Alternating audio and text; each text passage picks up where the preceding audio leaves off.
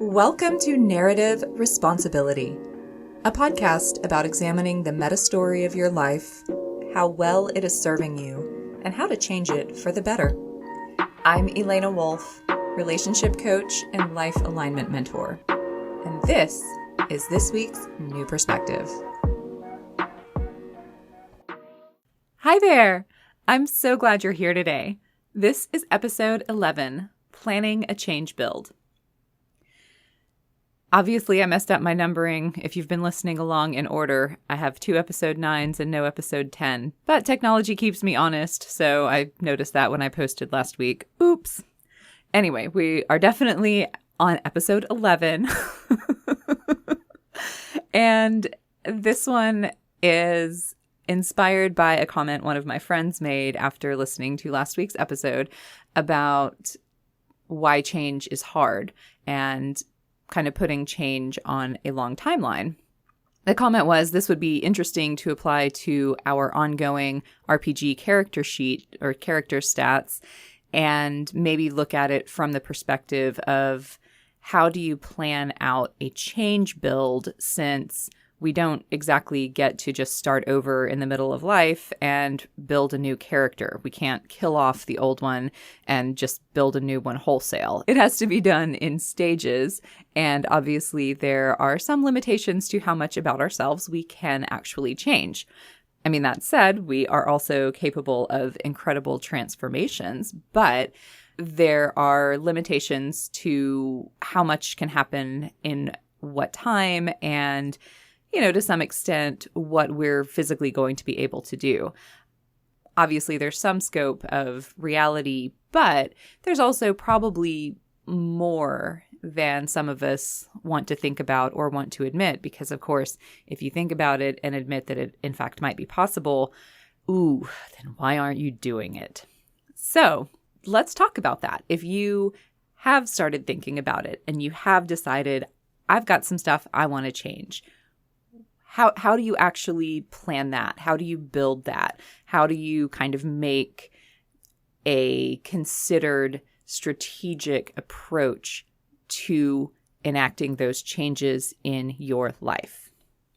And to kind of keep things fun and hopefully interesting, we're going to stick with that RPG character system. So basically, I'm going to make you do math.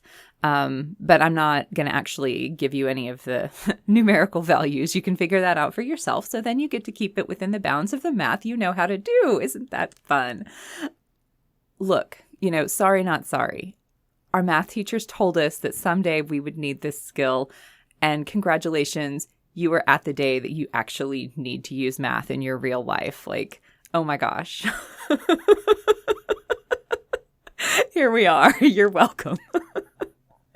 Okay, so the first thing that you're going to do is assess where you are and then where you want to go and get a sense of how big the gap is between where you are and where you want to go. And for the purposes of gamifying this, we're going to express that in change points. Is it like a 20 change point gap? Is it a 2,000 change point gap? I haven't actually come up with a system for how to quantify the change points, and I think this is one where maybe everybody would do it a little bit differently, and it's probably better if you find the system that works for you. Is one day one change point? Is one action one change point? Does it depend on how much energy it takes out of you on a physical or mental level? Like maybe some actions are 1 point and then some are worth 10, and that's just going to depend on how much discipline it requires or how much resistance you have to doing it or something like that. So, there's a lot of different variables that could be incorporated as you're thinking about how many change points this difference requires in order for you to cross. If you're wanting to make a change, let's start by acknowledging the ways that you can earn change points and move yourself toward where you're trying to go. First, you get change points by starting something new. This is more new in the sense of novel rather than shifting what you're already doing into something different. That's the second way, is doing something differently than you have done it before. And the reason I'm differentiating between these two things is that when all you're doing is starting something new, it's actually a little easier than if you were trying to change what you were doing before, because there's nothing you have to undo or relearn, or like no habits of thought or action that you're having to work against. So in a way, starting something completely novel or doing something completely novel is actually a little easier than shifting something that you have been doing one way into doing it a new way. Yeah, so there's starting something new, there's kind of making a course correction and doing something differently.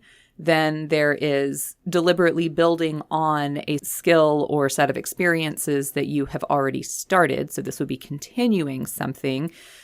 This might be through learning theory, or it might be actually putting into practice techniques or tools that you have already learned, or that you just learned or are learning by doing, that sort of thing. And finally, there is stopping doing something that you had been doing, releasing something.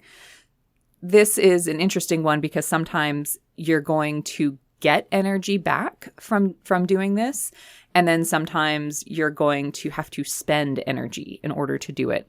So what are some examples? If you have been trying to focus really hard on learning a new language and have been putting, time into Duolingo every day or something, and you realize that you're just really at capacity and something needs to go, and you just, what?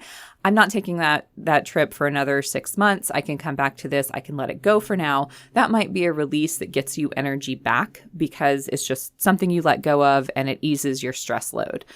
But if it is a habit that's really deeply entrenched, maybe it's like a coping mechanism, say you're wanting to quit smoking. Well, obviously, I think most of the people who have experienced trying to quit a habit like that, one of our vices, can say that it actually takes a lot of energy to redirect your attention and not do the thing, to find other coping mechanisms to replace it with, or, to resist the temptation. So, releasing can sometimes be an immediate energy boost and give you more energy to distribute toward change points. And sometimes it's going to be the change point energy cost itself. So it just depends. So I'm kind of, using the term change point, energy point interchangeably. That's not quite true. It's more like there is a transitive property. The energy that you use toward one of those actions of change, it's a 1-to-1 ratio. So like one energy point equals one change point, but you do have to use your energy toward one of those 4 processes of making a change in order for it to count as a change point, as opposed to just an energy expenditure. And we haven't had a chance really to talk about kind of how to assess our actual basic character, like what levels of energy we have coming in and what boosts our energy and things like that. That'll be a discussion we have to have after I get a couple other things in place in terms of episodes. But just broadly speaking, you have so much energy in a day. And there's going to be various types of energy and energetic expenses that you have to consider. There's the energy of focus and attention. There's the energy of having discipline, making good decisions.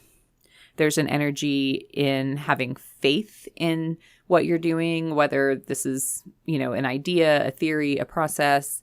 There's the energy of motivation.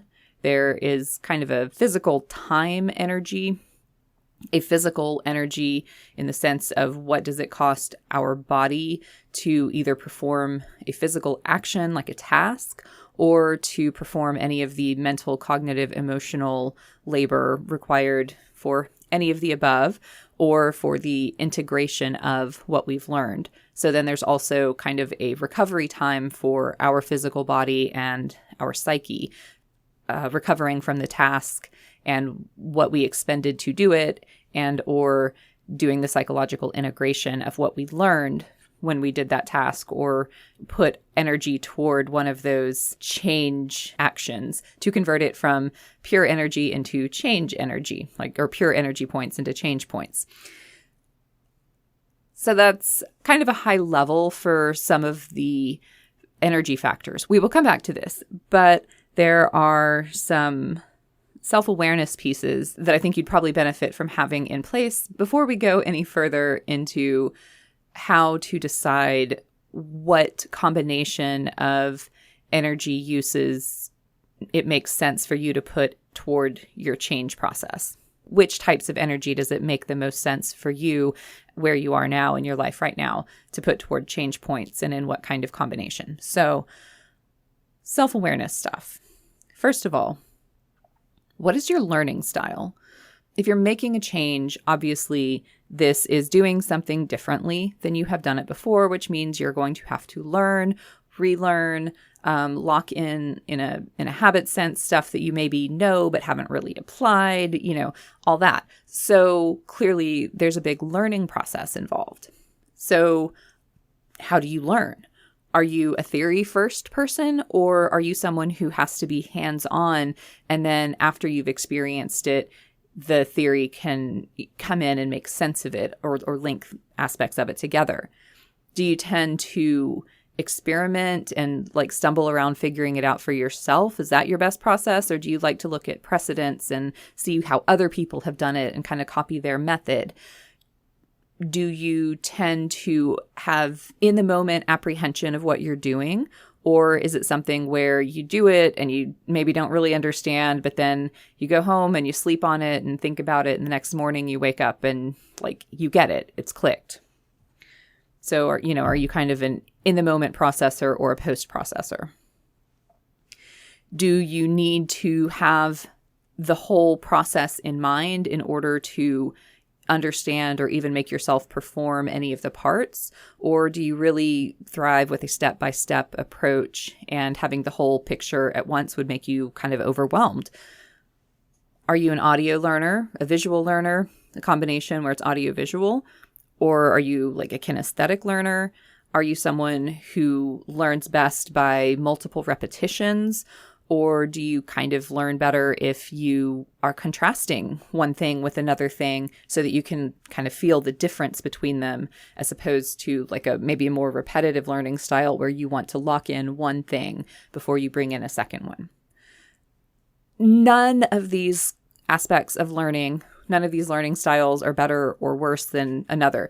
It's just traits, but it's good to be aware of what your best methods are, so that you're not kind of burning extra energy trying to learn in a way that is not your kind of natural, best suited process. So how can we make learning as energetically efficient as possible? Well, use your learning style, because you're an adult and this is learning for you. This is making a change for yourself. So do it the way that makes the most sense for you. There is no test on this. And that's kind of a segue into the next question, which is, what is motivating you toward change? Some aspects of this that you probably should consider. Are you trying to approach something new, or are you trying to avoid something? What's the reason that you're wanting to make this change? Just because you feel called to it, or because you fear the consequences if you don't? Again, neither is necessarily better or worse. It's just understanding where your motivation's coming from. Is it something where there's an external reward or punishment that you're moving toward and that you're hoping to receive? Or is it motivated from a deeply internal kind of place, you're trying to live out a value or an identity? Is the change that you're wanting to make the specific thing that you need to change? Or is it more that you have a general desire to change and this specific thing is a pathway to that, or it supports a larger change? That kind of will play into how to maintain your motivation. So if you know where your motivation comes from, both, approach, avoid, and then internal or external, and is it for this specific thing? Is this the end goal, or is this just a piece to the larger whole? That's going to be helpful for you to keep in mind as you're trying to sustain your motivation. Other questions to ask are, what helps you stay focused and motivated? Is it stuff like seeing progress? Is it getting rewards like stickers and, certificates? Is it having social or relational affirmation and feedback from the people around you? Like, do you need an accountability partner? That sort of thing. And finally, the last part of the self-awareness pieces that you need to consider is whether you have an identity attached to what it is you're seeking to change, or like an identity piece that might be getting in the way of you changing, or perhaps that could really help you change. So as an example, and I might try and extend this one through the whole rest of the podcast. We'll see how long it takes me to get bored with it. But let's say as an example that you want to get physically stronger or maybe in better shape. If you have an identity piece like, oh, but I'm a nerd, not a jock, then you might actually not be very interested in engaging your physical body in a way that kind of feels at odds with that identity. Or if you have a history of being clumsy, you might have an identity piece like, oh man, I'm kind of klutzy and physical activity is pretty dangerous for me. I tend to trip on stairs and collect random bruises all the time because I walk into walls. This might be dangerous. If that's going on, then you might have some resistance to actually doing the work to get stronger or to be consistent in using your physical body. And a more general identity thing that might be going on is if you have something that makes you either more resistant to change in general or embracing of change in general. What's your relationship to surprises, for example? Like an I hate surprises person might not be as open to change because, change is something different. It's something new. You might not know what it's going to bring, and I don't like those surprises. Somebody who loves surprises, possibly more open to change because, it's like, oh, I'm changing something and I don't know what's going to happen. Ooh, exciting. You might think back on where you had landed on your personal growth alignment chart. Are you in a growth avoiding space right now? Or are you in a growth allowing space? And then what's specifically more your relationship to the control chaos edges? If you're really in a controlled state of mind, then it might be harder for you to want to grow unless you are very clear on what's going to happen and, how it's going to affect you. I will simply acknowledge here that if you have an identity or one of your internal beliefs or internal narratives, your stories, that is going to get in the way of you making a change, that you might have to shift that point before you can actually effectively make any changes.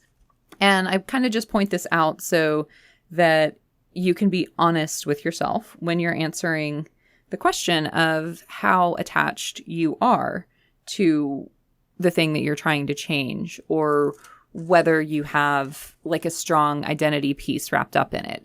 And I will come back to this notion of identity and how you can work with your identity stories to make a change or make a more effective change. But let's kind of go back to the top.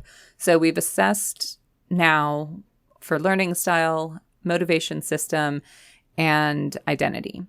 We have measured the gap between where we are and where we are trying to go. And so we have some sense of the amount of energy that is going to be required to make that change. Having done that, then let's assess how to actually build that change into your life. How do you make a plan for a change? This is where our energy point factors come in. So all the different types of energy that, I went over before: focus and attention, discipline and good decisions, faith, motivation, time, physical energy, mental energy, recovery energy for both body and mind. Those all come with different costs and benefits that are basically going to be different for each individual person. Some people are going to have a higher capacity for discipline, and some people are going to have a higher capacity for faith, and that's just how we're built. we have innate qualities to our psychological expression in the world. And then we also have a lot of learned and conditioned qualities. So any given individual is going to have a different relationship with how much energy they have for any of those categories, or how costly it feels to expend energy in any of those categories. And the basic question that I want to try and get at, I don't know if I'll be able to give you a satisfying answer or just kind of a framework that you can think about on your own, is how can you find the places where you have energy to spare, or where you can easily make energy to put toward a change? What is the most efficient configuration of energy for change in your life as it is now? There are two qualifiers to what I mean by efficient. So first, and this is kind of our fundamental axiom, does it actually work? This is always the first yes or no that we need to establish before it's even worth going further. Is the change going to work? Are you actually able to put in the time and energy and effort toward this change? The second is, what way of approaching this change will get you either further faster or further at less energetic cost? And this is kind of going back to the three variables I was talking about last time, where you have, change, time, and energy or effort. Which ones are you going to preference? And because certain aspects of life are in fact bound by Euclidean space-time, let's talk about first establishing how much time you have to put toward the change. For example, do you have a deadline for making this change? And how much time do you have per day or per week to spend on this change? Or maybe how much would you want to spend on this, making this change? And then do you have the time in your life as it is right now that you can just do that? Or do you have to do some rearranging in order to find the time to make the change in the way that you want to make it? What might be affected if you put more focus on this change, which means less focus on something else? As an example here, if you are really focused on building up your strength and using your body more, are you going to have less focus to put toward your work or your family? Is that the right trade-off? Just think about what might be affected. Can you identify things that you can easily kind of let go of or just let slide for a while in order to have more focus on the change you want to make?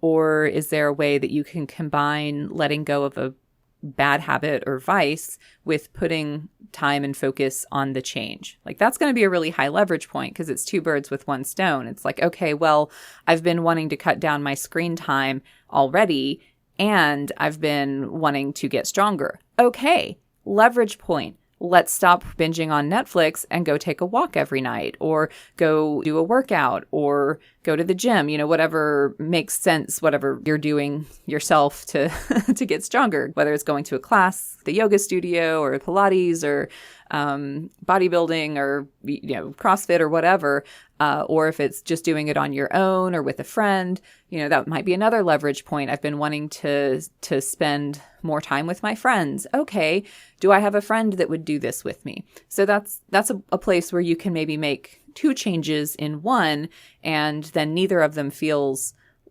so distressing. You're not losing your time with Netflix, you're gaining time with a friend, or you're not losing, your downtime with Netflix, you're gaining strength in your body. Moving on to our next point, what kind of discipline do you need to have in your decision-making around this change? What is this change going to require of you? And do you have enough good decisions in your day to just start making good decisions around this change without sacrificing good choices in another part of your life? Maybe you can make a good decision to go work out, but then you come home and eat an entire pizza. That's probably not in the long run benefiting you to have traded good choice in how you were eating and preparing food for a good choice in working out. one thing that might be a leverage point here, can you find ways to systematize your good choices in order to free up some of the energy you have to actively choose? This might be something like if you are currently having to actively choose to fuel your body with healthy foods, a way to systematize this is when you go grocery shopping for the week, only buy the healthy foods. Don't keep junk around. Don't keep snacks around. At that point, then there's a barrier to eating something that isn't healthy. And that kind of makes it easier to just eat the healthy thing rather than having to consciously, deliberately make a good choice to pick the healthy thing in your refrigerator rather than the unhealthy thing. So that's kind of a way to offload the decision-making energy that you have to make to maintain your good choices in other places while you're putting good decision-making toward making this change. Or, if there's a way to systematize the change that you're trying to make, obviously this could also be an option. I'm not sure how to systematize making the good choice to show up and do your workout every day. If you figure it out, please, by all means, let me know. But you get the idea. So, moving on. How much faith do you have in the process? Do you really believe in the method that you're using to create this change? Do you really believe that change is possible? Or are you constantly having to put emotional energy or cognitive energy into convincing yourself that it will work if you stick with it and that therefore it will be worth it? If you find that you are continually having to put energy into maintaining your faith in this choice or this system or, the method that you've chosen to make a change, is there a way to actually get yourself to believe it more so that you don't have to keep putting energy into reassuring yourself that it's going to work?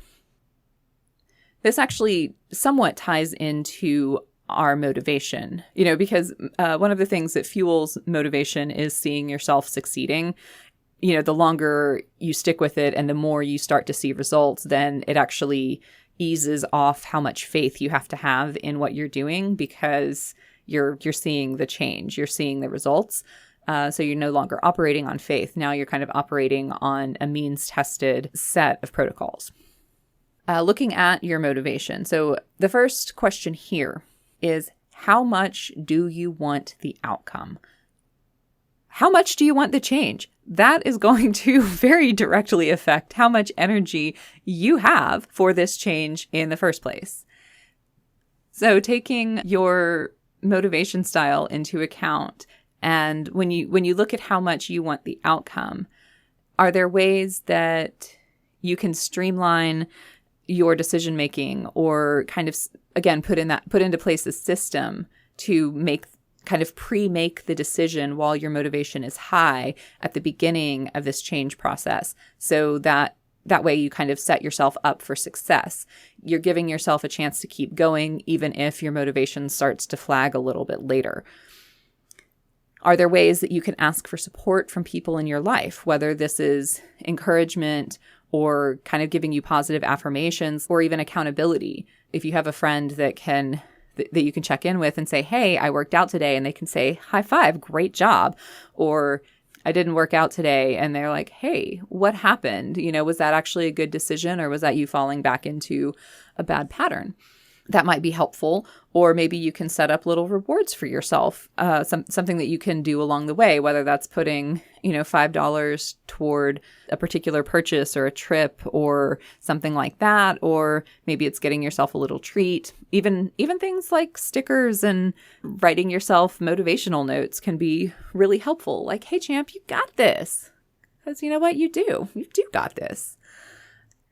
All right, so I already touched on this a little bit when I was talking about learning styles, but again, how can you align what you're doing, what you're trying to change to your learning style so that you're using your time as effectively as possible and so that you might actually enjoy the change? A lot of people will find that they have intrinsic motivation toward learning and novelty if they're approaching it in the right way.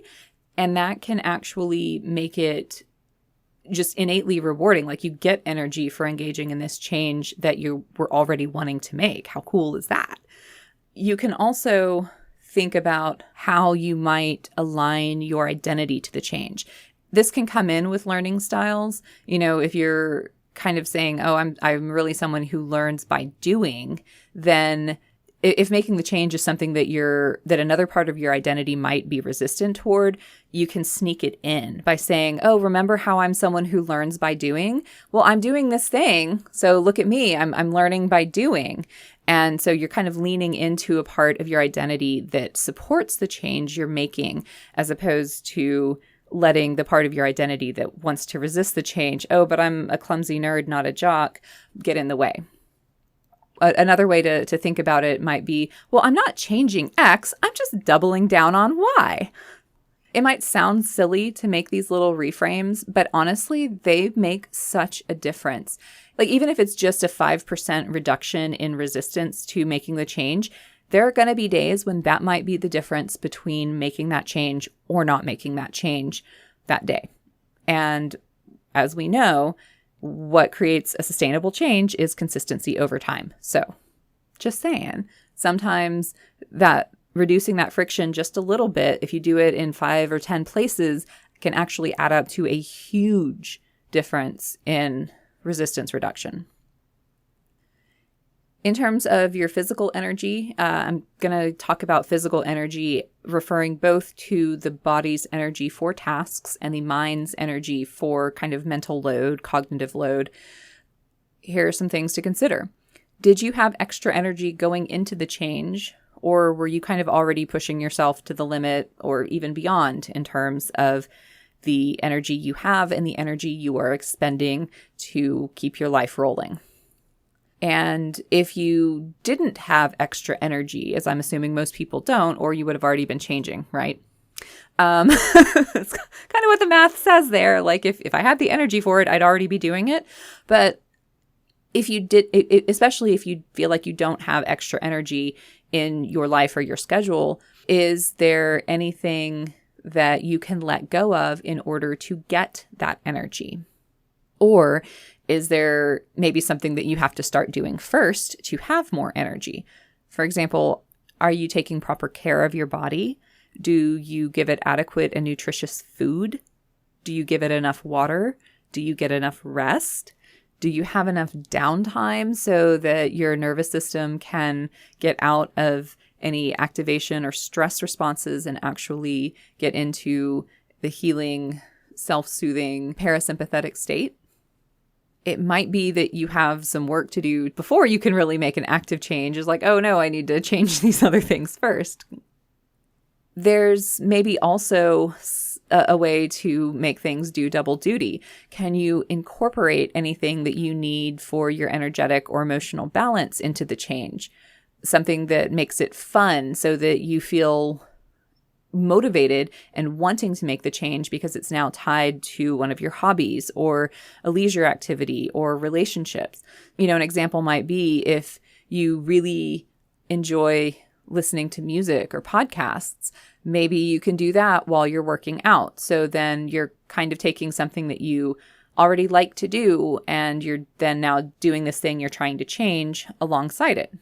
Or I already mentioned that you could maybe meet up with a friend and do workouts together. Okay, well then that's taking time with your friend and using it to serve this change purpose, but it's also fulfilling your needs for your relationships, and it's supporting that specific relationship with your friend as well as supporting you psychologically for getting some of your emotional and social needs met.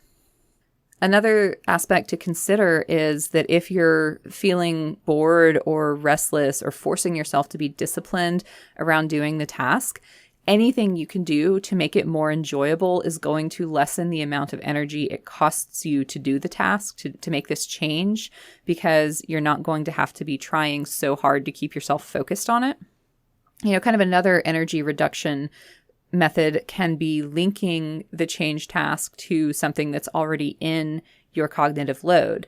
So, say you want to add a workout 3 days a week on your way home from work. So how do you incorporate into your morning routine making sure that you have your gym bag and then just stopping at that gym that you always pass on your way home anyhow. So it's not out of your way. It's not really changing your commute home. It's just that you add this stop and do this thing. So that might be some ways to kind of, again, reduce the cognitive load of having to remember, oh, I need to go to the gym and it's going to be a 20-minute drive to get there. And that makes it an extra task and an extra out of the way thing, as opposed to something that, oh, I could just flow this into what I'm already doing. And finally, are you making the space in your life to integrate the change? Are you taking the time to check in and see whether the change is working? Remember your initial timeline that you kind of laid out at the start of this process. It's not going to be an overnight change. You're not going to decide once that I'm going to do this differently now, and then suddenly you do it differently every time. It's going to take you at least a few weeks to recondition yourself to defaulting into making that good choice, to where it's not even a choice, it's just what you do. So, integration time might be keeping track of what you do toward your change so that you have that record of the good choices you're making, the time and energy you've put toward it. Again, counting up your change points to see how far have I gotten. Or maybe you make a point to, okay, once a week, I'm going to check in with myself and see how I'm feeling about this. Does it still feel approachable? Does it feel like I'm doing enough? You want to have some check-ins to see whether your strategy is working. So it's good to have evaluation points that are far enough into your attempts to change that you should be seeing some results, but not so far that if it's an ineffective approach that you've been spinning wheels for like weeks or months. When we see progress, it fuels our motivation. And when we see ourselves consistently showing up for something, that can also fuel our motivation. It feels like, hey, I'm actually committing to this. I'm embodying the commitment that I made to this process. And when we can set up our life so that sticking with the change is easier than going back, that can sustain our momentum, even if our motivation starts to fail or, something else is happening and we don't have the energy that we did initially toward making the change. Creating an effective change build is really about removing the friction points and adding to momentum that already exists.